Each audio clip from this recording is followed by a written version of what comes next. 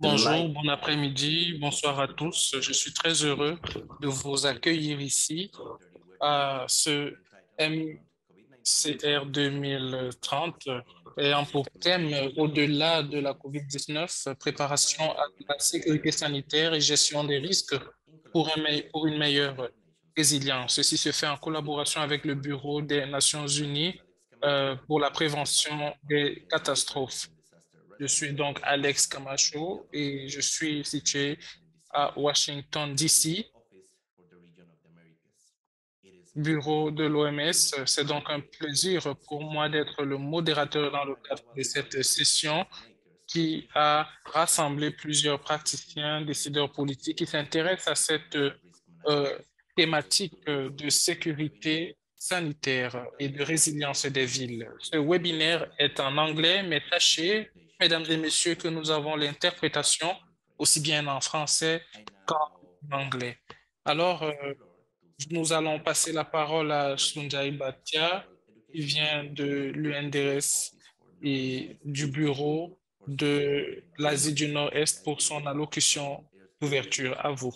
Thank you very much, Alex, and welcome Merci, merci Alex et to bienvenue this à tous les participants et à tous les orateurs de ce webinaire ô combien important.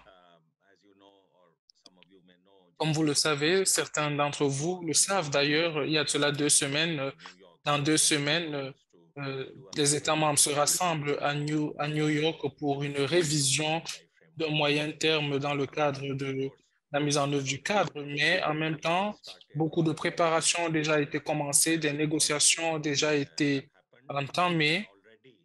et bien There are sûr, very il y a important recommendations, des recommandations très importantes qui especially in the arrivent, document the dans midterm review. notamment le We will document see that earlier. qui plante le décor de la révision de moyen And terme.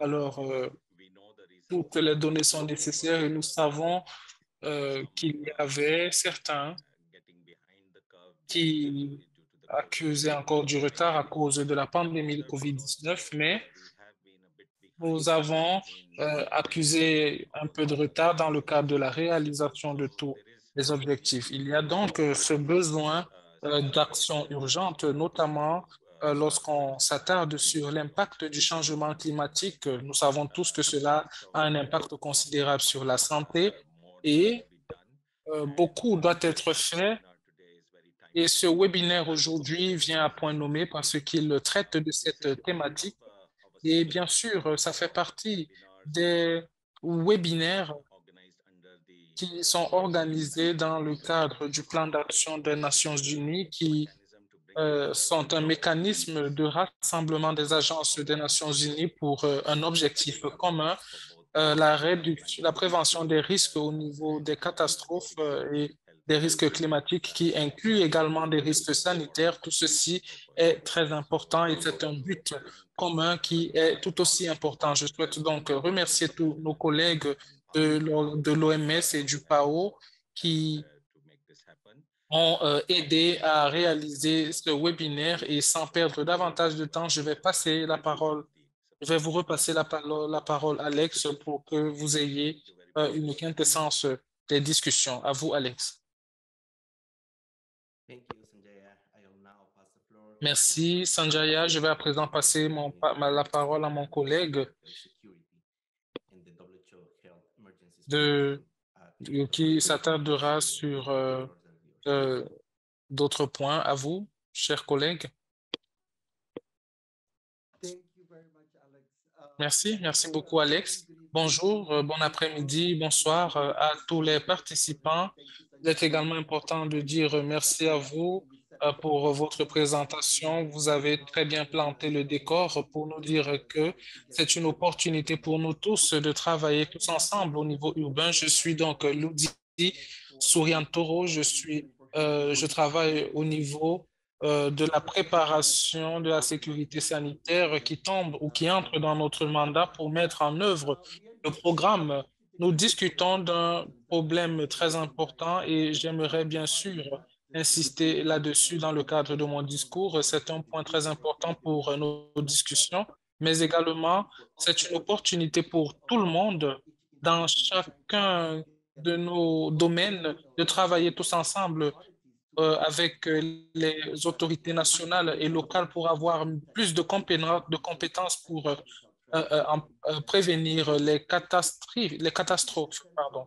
Les villes sont au centre de la préparation de la sécurité sanitaire et de la résilience, car on fait face à beaucoup de problèmes de santé publique, mais c'est également l'opportunité pour nous de fournir des solutions. Alors, notre communauté inclut des associations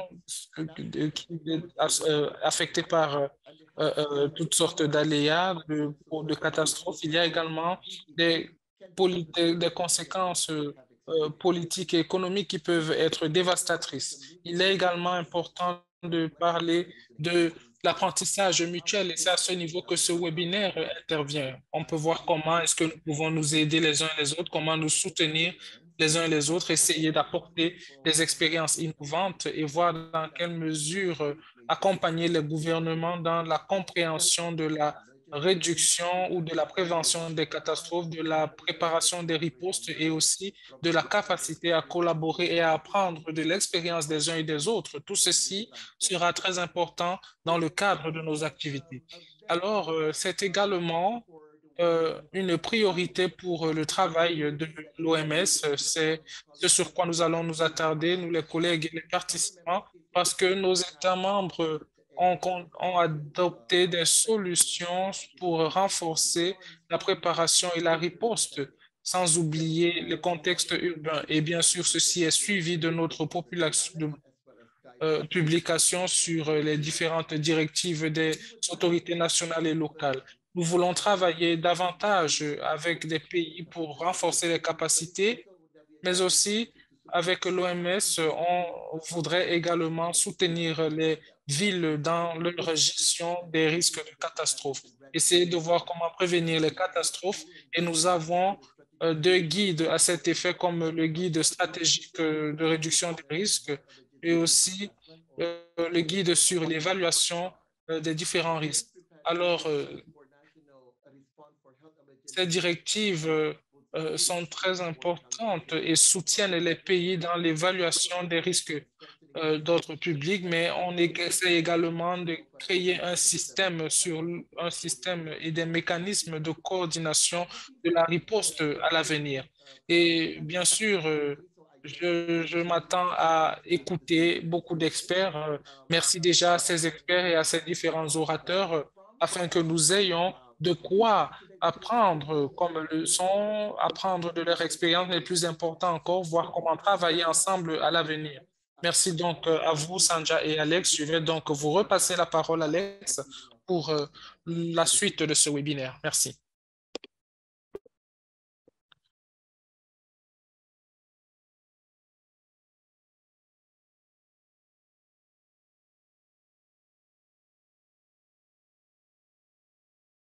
Thank you, Rudy. Now I'm going to provide a brief introduction and overview of urban health emergency preparedness and disaster risk reduction before we move to hear Merci.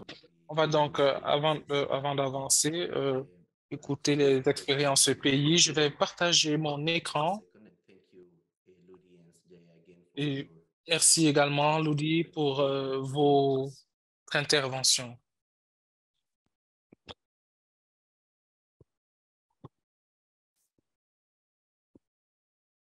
Okay, can you see my screen, I hope? Est-ce que vous pouvez voir mon écran? OK. Alors, très brièvement, au cours des 10 prochaines minutes, je vais m'attarder sur les principes directeurs de l'HEDRM. Il y a certains éléments clés à prendre en compte lorsqu'on parle de la gestion des risques.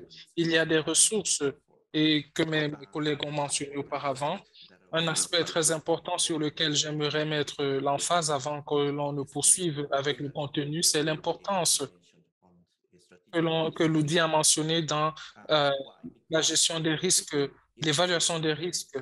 Et il est très important que l'on commence par l'évaluation stratégique des risques dans le cadre de la préparation comme étant un pilier parce que on ne saurait faire une planification stratégique ou une gestion des risques sans comprendre l'évaluation des risques. Il faudrait trouver quelles sont les priorités pour nos villes. Et aussi, un autre point important que je souhaite mentionner ici, c'est l'interaction que nous assurons au sein des réglementations internationales et d'autres réglementations et d'autres cadres réglementaires au niveau de l'agenda, sans oublier l'accord de Paris et les objectifs de développement durable, entre autres.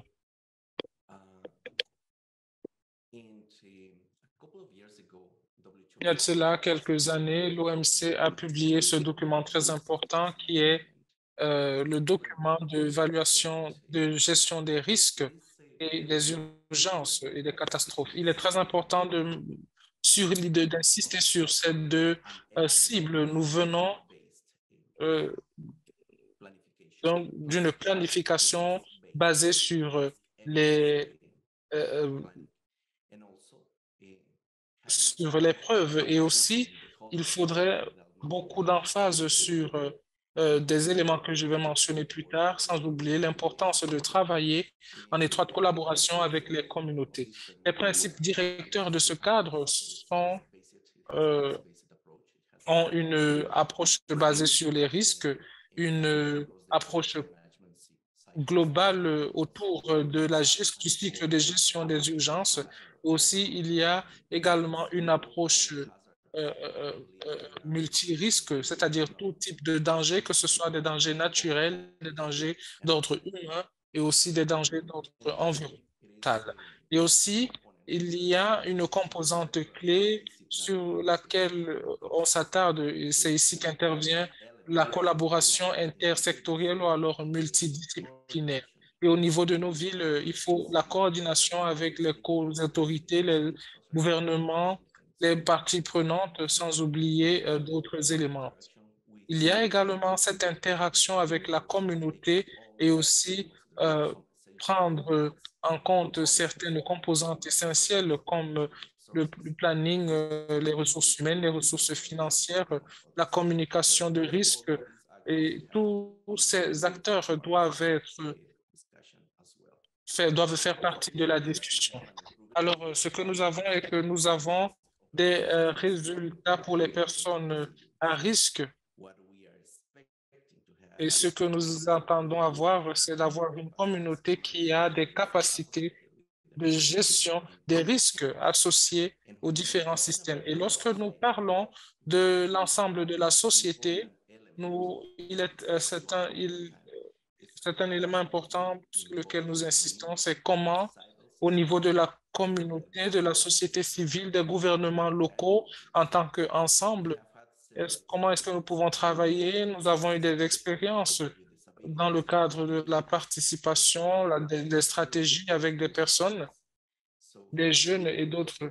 Il est donc important de les avoir à nos côtés lorsque nous préparons, lorsque nous évaluons, lorsque nous planifions, mais aussi lorsque nous mettons en œuvre nos activités. Les parties prenantes jouent un rôle déterminant dans la réduction, la prévention des catastrophes et nous insistons également sur la préparation.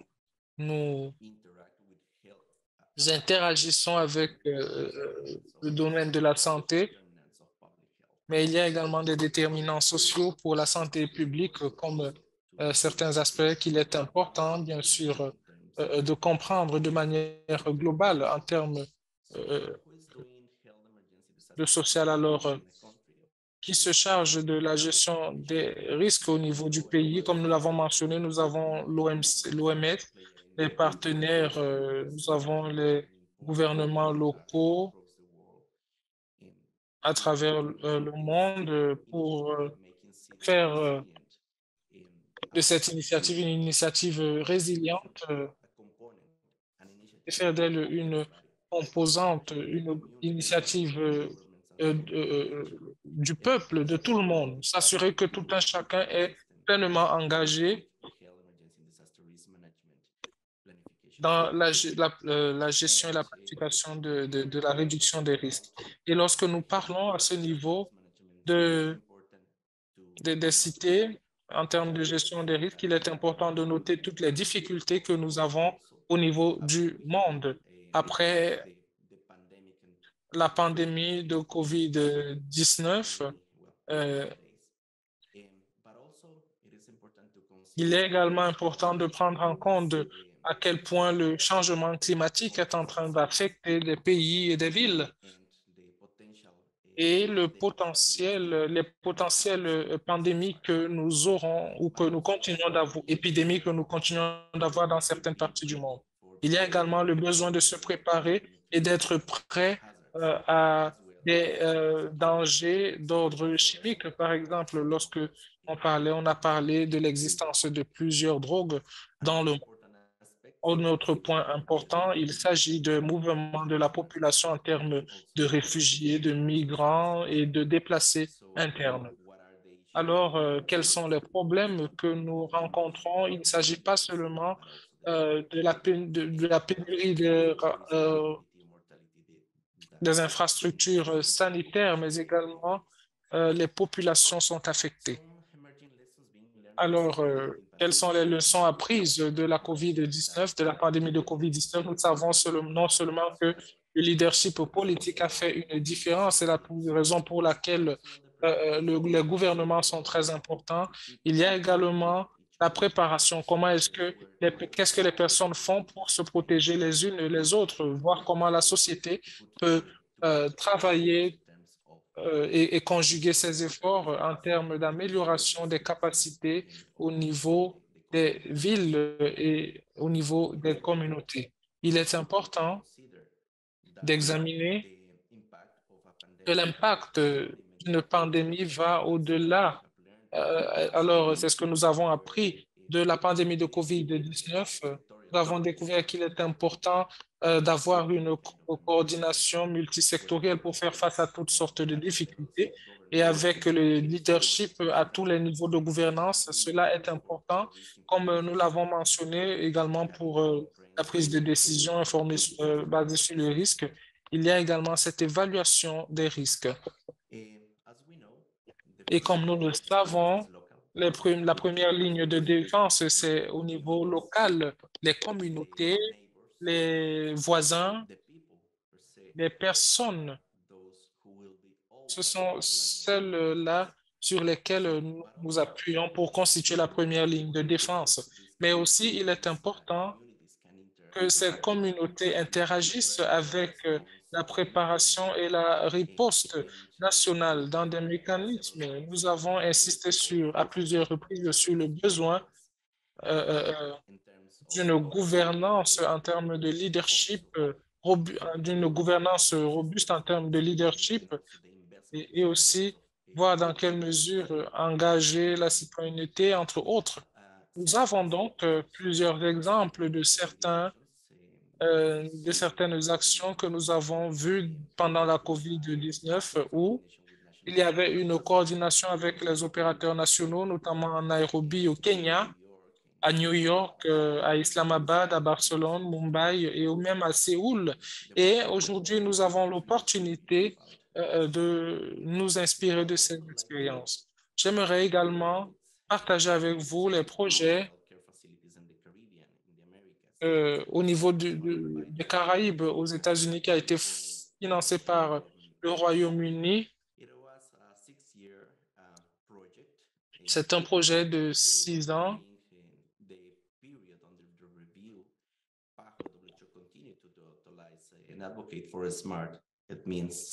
où on s'est battu pour faire des pratiques et 7 pays ont participé et qui étaient issus des Caraïbes. Et l'idée ici n'est pas seulement d'insister sur les infrastructures sanitaires comme jouant un rôle déterminant dans la prévention des catastrophes, mais voir comment faire des efforts pour réduire notre empreinte carbone. C'est donc en cela que consiste le concept Save and Green. Alors, voici un exemple dans les Grenadines. C'est une image de 2018 avant l'intervention de ce projet. Et vous pouvez donc voir ce qu'il en est après que cette rénovation a été faite afin que ce projet ait été mis en place. Voilà donc c'est en cela que consiste le projet. Cela a été impacté par la COVID-19 avec des restrictions et c'était un réel problème et le projet a quand même réussi à livrer 27 infrastructures sanitaires à travers les Caraïbes. Et nous prenons en compte ce type de résilience parce que ils ont pu se relever, ils ont pu avancer lorsqu'ils ont été frappés par les différentes difficultés à la fin de l'année 2020. Et comme vous pouvez le voir également, nous avons une infrastructure ici et il n'y a pas eu beaucoup d'impact négatif.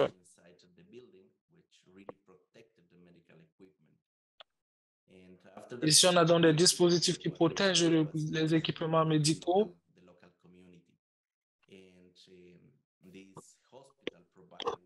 Et cet hôpital fournit de l'eau pendant plus de 70 heures. Et pendant cette période, l'hôpital était un centre de vaccination contre la COVID-19 et continue de fournir des soins d'urgence et de l'assistance médicale. Mais aussi, il est important de dire que aucune vie n'a été perdue ici et personne n'a été péniblement affecté. Voilà donc un exemple de résilience dans un hôpital. Il y a également des références disponibles sur lesquelles j'aimerais insister. Il y a le cadre de renforcement de la sécurité sanitaire et la préparation des villes et voir comment nous pouvons lutter au niveau de l'OMS. Alors, il y a également des ressources pour tous les différents cycles de gestion des risques et nous serons bien sûr disposés à partager tout ceci avec vous. Vous avez le code QR pour cet outil et vous avez également tous ces documents qui peuvent être trouvés au niveau du site de l'OMS. Alors, pour terminer, nous devons nous souvenir que nous sommes aux avant-postes de cette lutte. Nous devons donc continuer de travailler à cet effet et continuer d'avancer pour savoir quels sont les risques clés et qu'est-ce qu'il faudrait faire pour euh, avancer dans nos activités. Souvenez-vous qu'il y a beaucoup de directives et de guides qui sont disponibles et qui peuvent être adaptés dans tous les contextes. Merci beaucoup. Et à présent, je vais repasser la parole. Nous allons écouter les villes et les pays. Je suis donc heureux d'accueillir M. Eri Kayali, qui est le maire de Surabaya en République d'Indonésie. Monsieur Eri Kahadi, vous avez la parole. Terima kasih. Selamat malam, selamat pagi untuk wilayah selain Indonesia. Terima kasih, Mr. Alex. Hari ini saya akan menceritakan pengalaman di kota Surabaya. Merci, Monsieur Alex. J'aimerais donc expliquer notre expérience.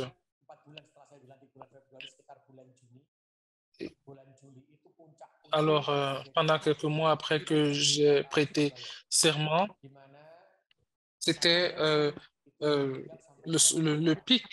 La COVID-19 avait atteint son pic dans mon pays et des centaines de personnes mouraient. Il y avait donc des efforts accélérés et nous avons fourni plus de mesures barrières et nous avons ouvert plus de services hospitaliers. Et bien sûr, nous travaillons H24 pour nous relever de cette impasse. Alors, beaucoup de personnes ont été sauvées et nous avons pu nous battre comme nous le pouvions. Alors, au niveau de Surabaya, nous sommes environ 3 millions de personnes, mais comme nous sommes une ville, nous avions des gens qui se joignaient à ces différentes activités de lutte. Il y a également la COVID-19. Avec cette COVID-19, nous avons pu impliquer plus de population au lieu de travailler ensemble parce que nous ne pouvions pas travailler ensemble. Nous avons dû nous joindre à certaines parties prenantes afin de former un bloc pour avancer dans notre lutte. Nous avons donc formé une coopération mutuellement bénéfique entre nos nations et nous avons vu dans quelle mesure avancer. Di situ ada relawan sekitar 2.000. Alors, cela fait partie de nos efforts et j'invite plus de personnes à prendre part à ce type d'efforts. Plus de 3 000 volontaires nous ont rejoints dans le cadre de cette activité et nous travaillons également en étroite collaboration avec les communautés, les religieux qui nous soutiennent également. Et nous sommes là, nous avons créé un programme pour essayer d'exploiter ces différentes failles. Dans le cadre de ce programme, tous ceux qui vivaient dans ce secteur essayaient de protéger le secteur. On essayait de contrôler qui entre, qui ressort.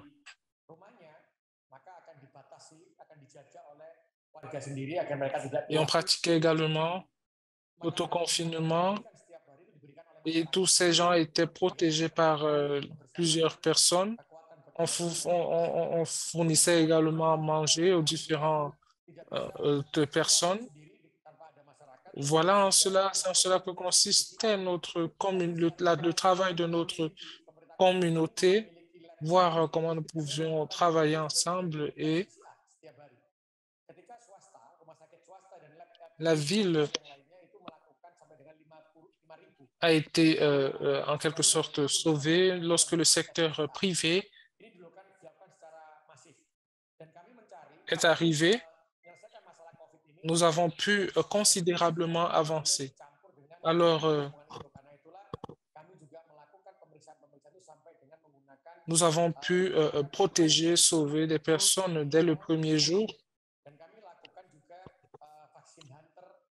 Et aussi, nous avons pu travailler dans des endroits publics. Nous avons travaillé toutes les nuits. Nous avons fait des tests PCR et lorsque les personnes étaient négatives, on prenait des dispositions. Nous ne travaillons pas seulement dans des villages, mais nous avons également travaillé dans des zones plus urbaines. Et bien sûr, il y avait des hôpitaux, des centres d'urgence qui avaient besoin de plus d'équipements, et on avait besoin de plus d'hôpitaux.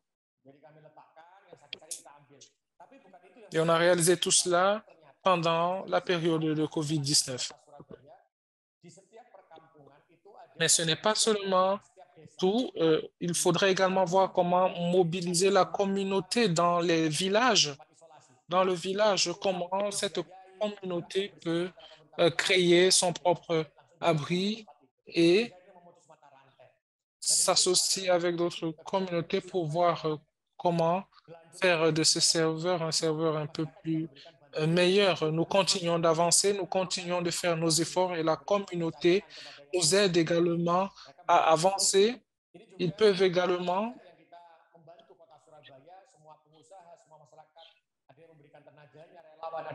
Alors, la communauté travaille également avec le secteur privé, les hommes d'affaires. Ils fournissent beaucoup de soutien et aussi aident.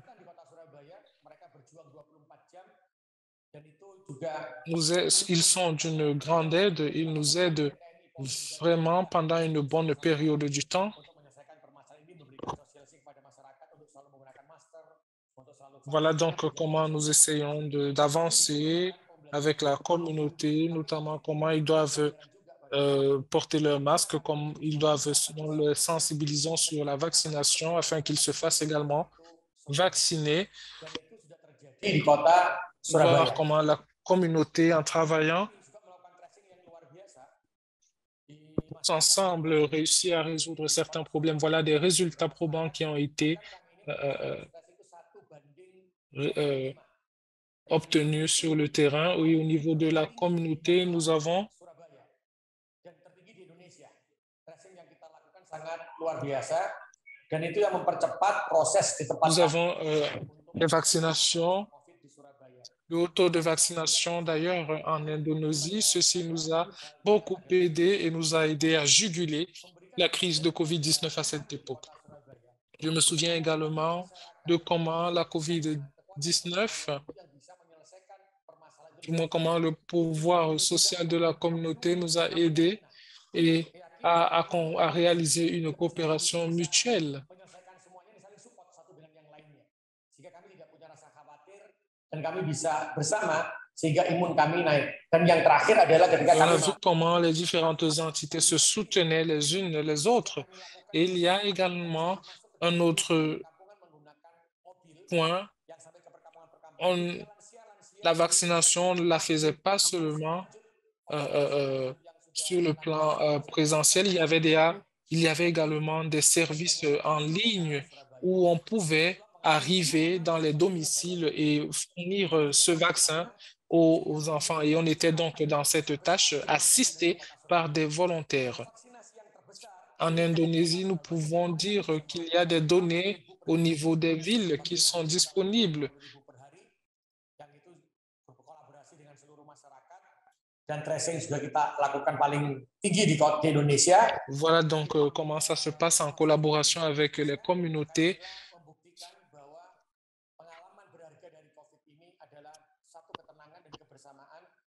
Et la leçon que je tire de cette expérience est qu'il faudrait beaucoup plus de coopération mutuelle, faire en sorte que cette coopération mutuelle continue d'exister. Nous avons également fourni une couverture santé universelle afin que toutes les entités puissent avoir accès aux soins de santé.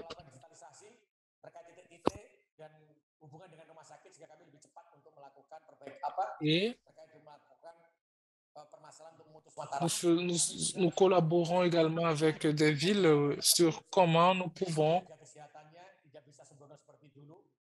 nous assurer que les communautés continuent de maintenir leur style de vie et aient des habitudes plus saines. Ceci nous permet également de faire appel aux volontaires sur tous les différents aspects. Alors, la COVID-19 nous a vraiment enseigné de grandes leçons, mais le plus important à noter, c'est la coopération mutuelle et comment nous pouvons renforcer et soutenir les uns les autres dans nos activités. Voilà donc ce que je peux partager de mon expérience. Merci beaucoup et bon après-midi à vous. Merci, Alex.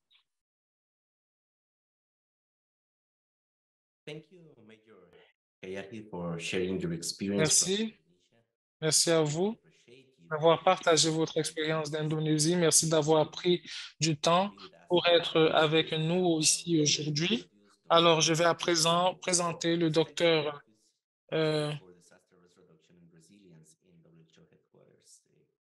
Dr. Keibo. À vous, docteur. La parole est à vous. Merci, merci, Alex.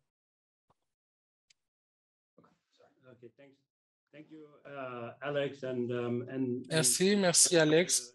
Merci également aux précédents orateurs d'avoir partagé son expérience, au précédent orateur d'avoir présenté son expérience en Indonésie. Comme vous le savez, au niveau de l'OMS, nous insistons sur le soutien des contextes fragiles et vulnérables. C'est le cas, par exemple, de la COVID-19. Nous avons ces populations qui étaient particulièrement affectées, mais aussi nous avons les leçons apprises des dernières années avec des populations hautement vulnérables, avec beaucoup de dangers, y compris les pandémies, mais aussi le changement climatique. Tous ces problèmes sont interconnectés et ont donc un impact collectif, voir comment cela peut pousser les communautés à aller au-delà de leurs capacités.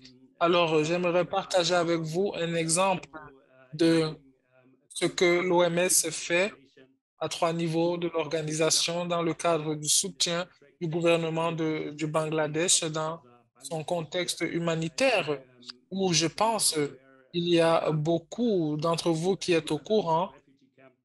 Il s'agit là, il y a, c'est à ce niveau que se situe le plus grand camp de réfugiés. Il y a également des contextes similaires à ces secteurs et contextes non planifiés. Tout cela est pris en compte dans le contexte. Cela inclut la dégradation, la pression sur les ressources naturelles et aussi le problème d'infrastructure en particulier.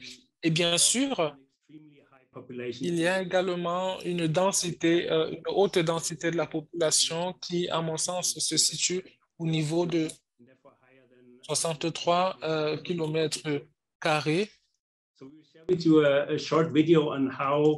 allons donc partager avec vous une étude de comment l'OMS soutient le gouvernement du Bangladesh dans la gestion des risques. Nous allons nous attarder sur 2 points importants au niveau de la communauté et des infrastructures sanitaires. Et nous allons bien sûr nous attarder sur les dangers naturels qui constituent également un risque particulier au changement climatique. Alors, nous allons poursuivre à vous. Nous allons commencer par lire la vidéo.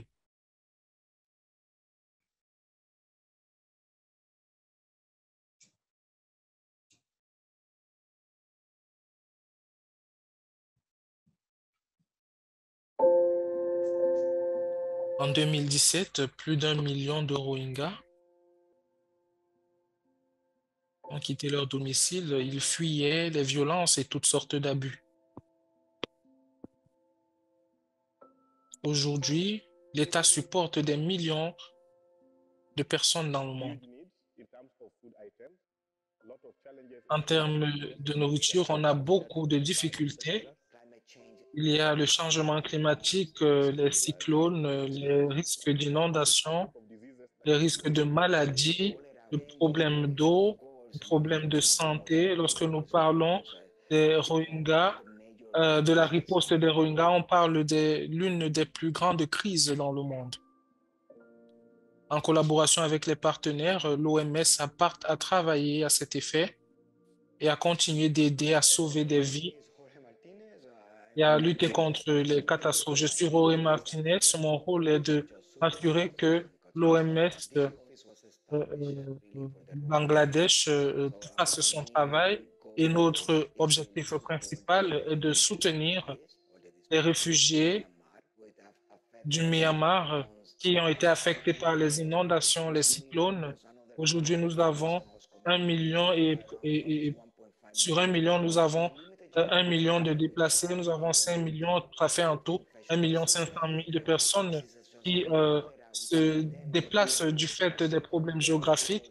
Nous avons des problèmes de santé, le choléra, nous avons beaucoup d'autres risques qui continuent de peser sur les Rohingyas et leurs conditions de vie. Après avoir développé des crises, qu'est-ce que nous avons encore pour lutter contre les maladies non maladies contagieuses? C'est donc là la prochaine étape. Nous devons insister sur nos besoins urgents, mais aussi voir comment prévenir la maladie et empêcher que ces différentes maladies deviennent chroniques, que ça se limite à des maladies qui sont gérables. Pour la santé publique, on essaye de s'attarder sur le système tout entier.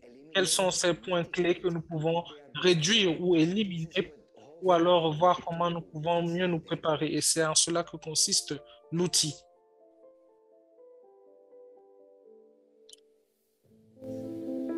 Nous savons tous que le Bangladesh, y compris Cox's Bazar, est un endroit assez vulnérable où on observe des aléas biologiques.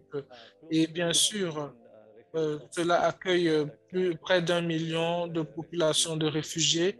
Le camp des réfugiés est même d'ailleurs plus vulnérable. Et bien sûr, il y a des exercices d'établissement des profils qui doivent être faits afin qu'on ait une idée de comment nous nous préparons pour répondre à ce type d'urgence. Et sur la base des requêtes qui ont été faites par le ministre de la Santé au Nigeria, j'ai donc fait, au ministre de la Santé, nous avons travaillé pour faciliter également nos activités et cela se fait en collaboration avec l'OMS, essayer de rassembler les éléments de préparation d'urgence et travailler également avec le Bureau des réfugiés et le commissaire en charge du rapatriement pour voir comment tous ensemble travailler à juguler ce problème.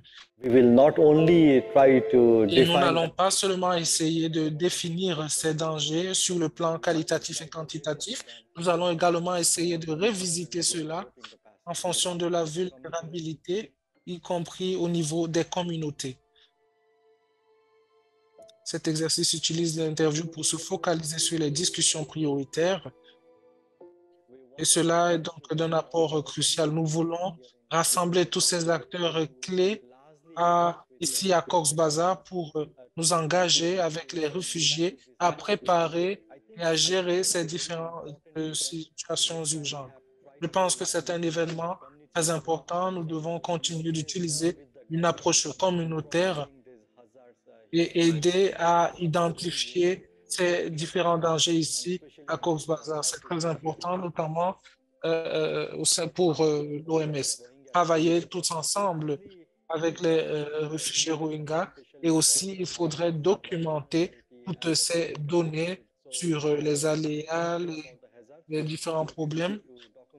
Nous avons donc déjà essayé quelques documents à cet effet et la demande du gouvernement est de soutenir et d'aider à l'évaluation de la résilience pour évaluer la capacité des services de santé à rester fonctionnels même en cas de crise sanitaire de grande ampleur. Nous devons donc développer et contextualiser un guide, un outil, et nous envisageons de continuer avec cet exercice, notamment au niveau des infrastructures sanitaires, pour nous assurer que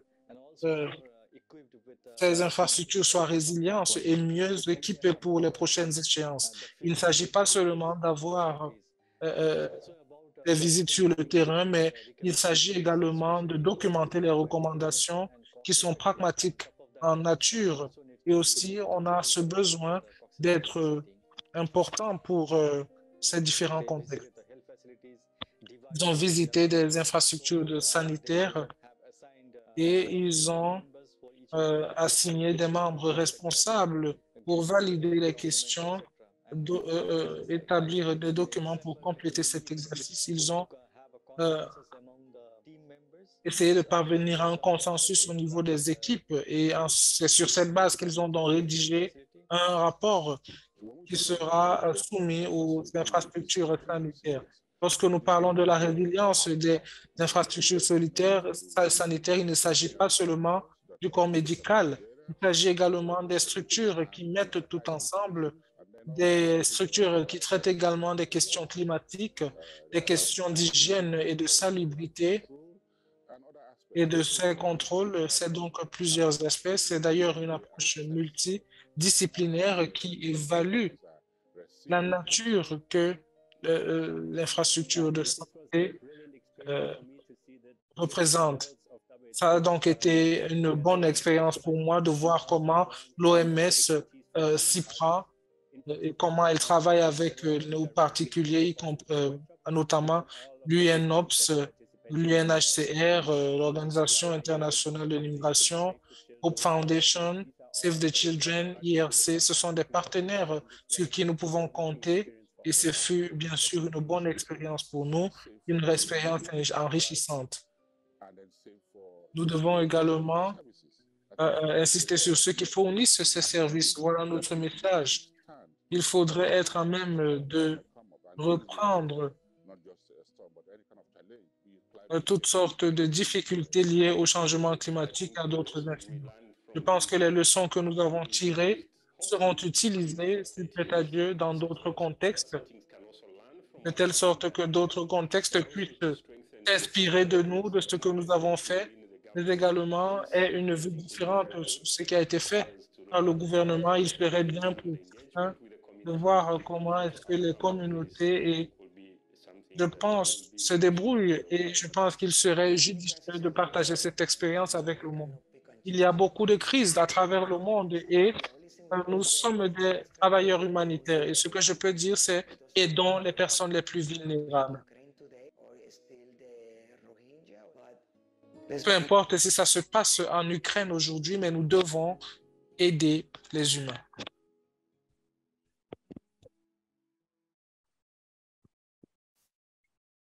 Thank you, Kai, for this beautiful. Merci Kai pour cette vidéo formidable et pour cette expérience et nous voulons bien sûr apprendre davantage. Je vais vous présenter Dr. Dansa Koy,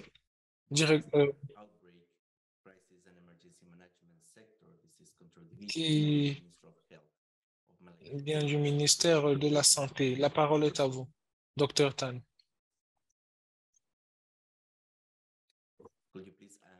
Pouvez-vous, s'il vous plaît, ouvrir votre micro? Désolé. Merci. Bonjour, bon après-midi et bonsoir à tous en fonction de votre fuseau horaire. J'aimerais remercier l'organisateur d'avoir invité la Malaisie à faire une intervention ici. Mon intervention va donc se focaliser sur la numérisation pendant la pandémie de COVID-19. Alors, la pandémie de COVID-19 a prouvé que les maladies infectieuses ont le potentiel de causer des troubles lourds. Et pendant cette pandémie, le gouvernement de Malaisie a donc pris des dispositions pour mieux se préparer aux catastrophes. Et cela a joué un rôle déterminant dans la lutte contre la COVID-19. La mise en œuvre de la stratégie malaisienne en termes de gestion des crises a renforcé les pays, restructurer le pays pour mieux se préparer et assurer une meilleure riposte à de telles crises. Et en plus de cela, la préparation depuis 2007, c'est-à-dire 16 ans, il y a de cela 16 ans, on essaye de continuer de renforcer le système de santé. Il y a également des événements liés aux désastres, aux crises, aux urgences, y compris les activités qui permettent d'assurer d'une réponse adéquate et prompte. Et on travaille également à plusieurs niveaux, dans plusieurs secteurs, dans le contrôle, la détection des maladies infectieuses et des organismes. Il faudrait donc insister sur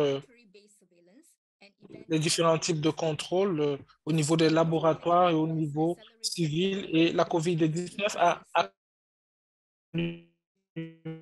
dans l'usage de la technologie numérique. Ainsi, l'application a donc été introduite en Malaisie. Cette application a été développée par le Conseil de sécurité nationale, le ministre de la Santé, le ministère en charge de la modernisation, la commission des médias et le ministère de la Santé pour aider le gouvernement à lutter contre la pandémie de la COVID-19.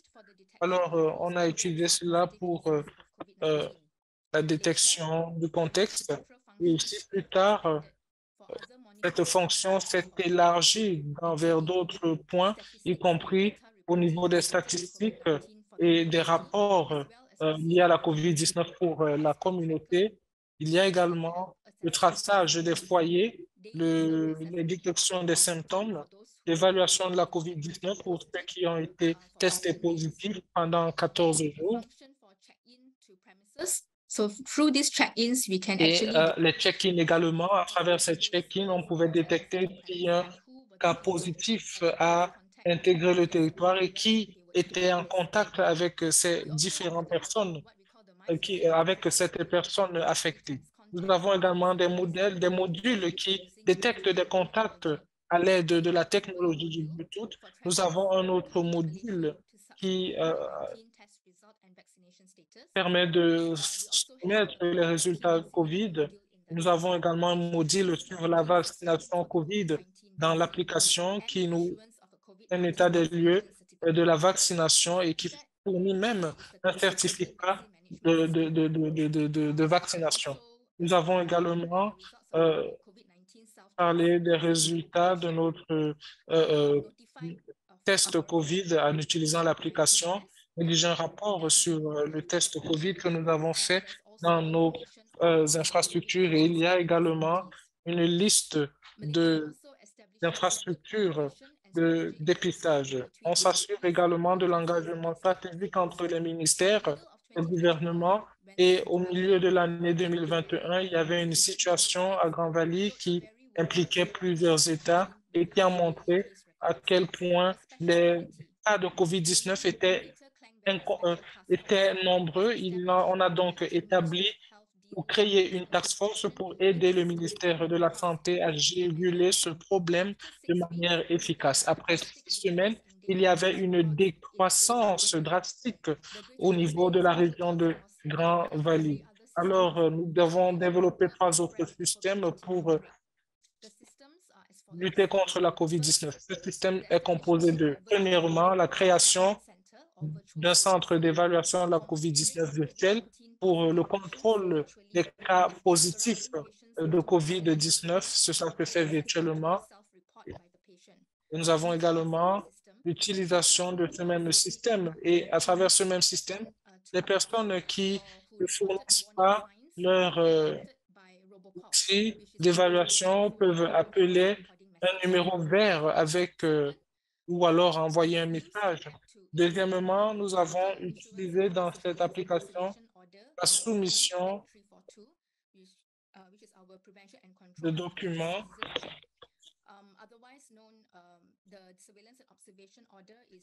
Nous avons également la surveillance à domicile qui peut être faite au niveau de l'application. Tout patient positif détecté dans nos laboratoires, dans notre système d'information, recevra un contrôle à domicile dans l'application automatiquement. Nous avons également le traçage des contacts électroniques, ce qui permet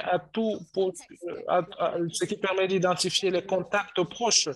Alors, tous ceux qui ont été en contact avec une personne positive peuvent donc recevoir dans leur téléphone un message et nous pouvons voir dans quelle mesure lutter contre la COVID-19 et la Malaisie continuera de Malaysia travailler National Health Systems pour améliorer les systèmes de santé nationaux à travers la mise en œuvre de stratégies, la promotion des programmes de vaccination et les prochaines pandémies arriveront certainement, mais nous serons mieux préparés. J'aimerais donc conclure en disant que l'application en question elle fonctionne toujours. Elle s'est d'ailleurs élargie et celle-ci nous donne également accès aux informations sur d'autres maladies infectieuses. Et il y a également des données sur les foyers. On sait donc combien de cas infectés compte-t-on dans nos alentours. Et bien sûr, cela dépend des différentes maladies infectieuses. Il ne s'agit pas seulement de la COVID. Merci.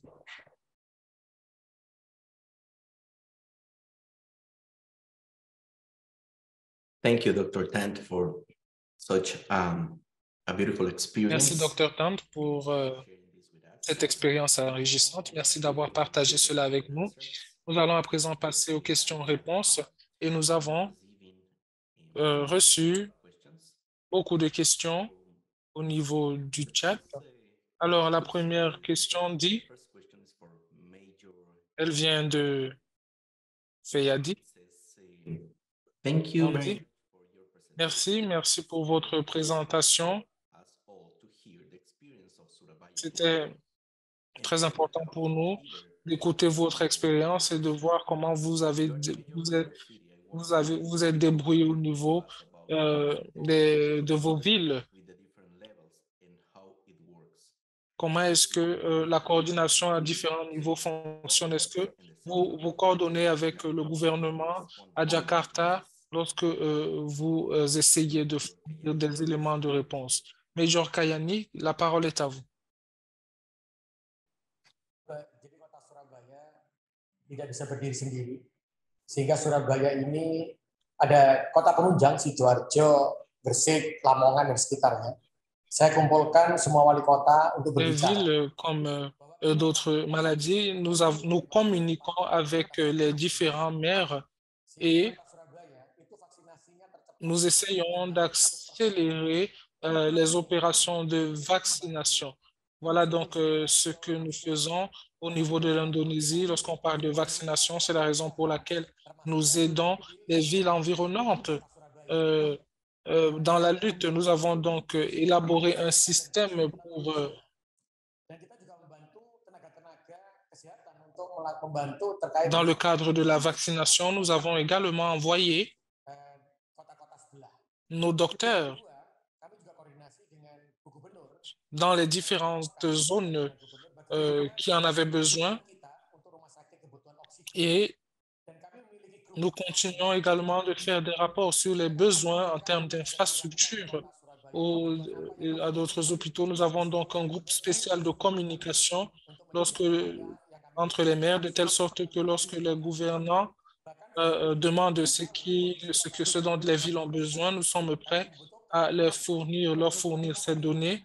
En Indonésie, on sait donc qu'on a besoin de plus d'oxygène, par exemple, et le ministre de la Santé directement nous fournit ce qu'il faut en termes d'oxygène et aussi en termes d'oxygène pur.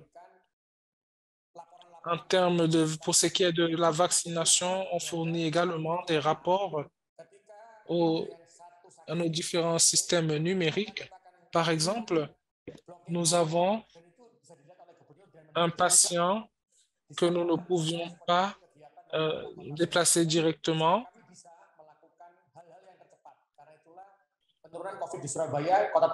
Alors, nous avons donc essayé d'accélérer la réduction des cas positifs et voir dans quelle mesure la vaccination pouvait être faite à son plus haut taux en une seule journée.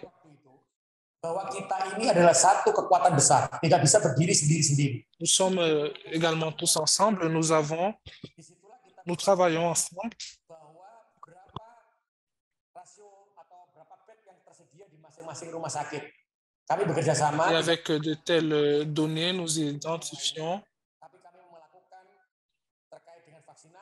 Nous n'avons pas besoin de voir l'importance de chaque hôpital, mais nous devons fournir, rassembler les données pour avoir des idées claires. Et de la sorte, nous pouvons donc accélérer le processus. Et comme je l'ai dit,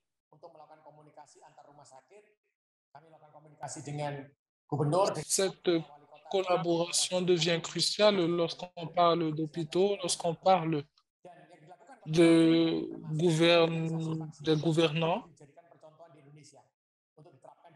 Il faudrait donc cette vision qui nous permet d'accomplir ou de réaliser nos projets en Indonésie, parce que dans ce système, nous pouvons voir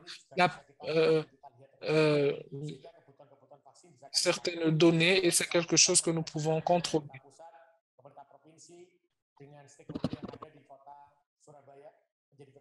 Les différentes parties prenantes, les maires, les gouverneurs sont également impliqués. Merci. Merci, Major Keidi. La prochaine question est adressée au Dr Tan de Malaisie. Merci d'avoir partagé votre expérience en Malaisie. Il est vrai qu'un excellent travail a été abattu, mais je me demande si vous pouvez un peu plus développer sur le CPRC et les données multiples que vous avez. Comment est-ce que ces données sont utilisées dans les villes après la COVID-19 et comment est-ce que cela aidera les villes à mieux se préparer aux prochaines menaces sanitaires? Dr Tan, vous avez la parole. Merci pour la question. Alors, la préparation de la crise fait partie du PHOC en Malaisie, dans d'autres pays. Je pense que nous avons d'autres noms pour la santé publique. En Malaisie, nous appelons cela CPRC. Et au CPRC, nous avons différents niveaux. Nous avons des salles d'opération au niveau du district et nous avons euh, le CPRC national. Et cela se fait au niveau du ministère de la Santé. Mais nous avons échangé certaines informations avec d'autres agences. Par exemple, l'agence de gestion des catastrophes, notre ministère en charge de changement climatique, la police, les sapeurs-pompiers. Nous avons des connexions, nous avons des échanges d'informations avec eux, de telle sorte que lorsqu'un désastre se produit, nous recevons l'information très rapidement parce que nous avons déjà des chaînes existantes de communication. Regarding how CPRC, what is the role of Ce CPRC? qui est du rôle du CPRC en termes de préparation, We are in charge of coming up with guidelines, for example, and then for training of human resource. lorsqu'on parle de formation de la ressource humaine, de la mobilisation du staff, il y a un besoin de risque d'activité de communication et d'autres activités.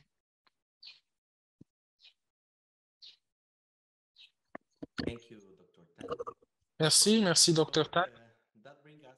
Alors, ceci marque donc la fin de cette session sur l'expérience des pays et j'aimerais par là remercier tous nos orateurs, Major Guiadi, Dr. Tan de la Malaisie. Je suis Alex Camacho, conseiller en termes de réduction des risques au niveau de l'OMS pour les Amériques. Ce fut un plaisir pour moi d'être le modérateur de cette session. Je vais à présent passer la parole à Tai pour son résumé et pour la fermeture. Merci.